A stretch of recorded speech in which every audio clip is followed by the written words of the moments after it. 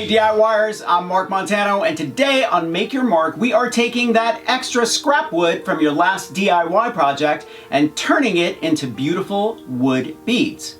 Now before I forget, I want you to thumbs up if you like this video and leave me a comment if you have a question about this project or you just want to say hello. Are you ready? Let's make some scrap wood beads.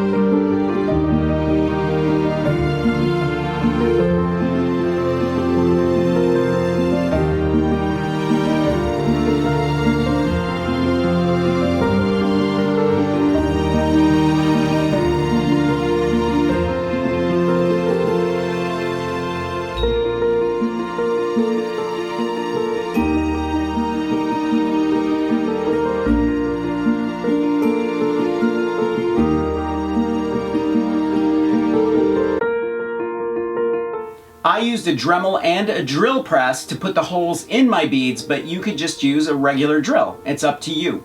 Thumbs up if you like this video, leave me a comment and I will get back to you. Subscribe to my channel if you haven't already. Don't forget to press that notification bell so that you know when I have a new video up. Grab a copy of the Big Ass Book of Bling and I will see you next week. Bye.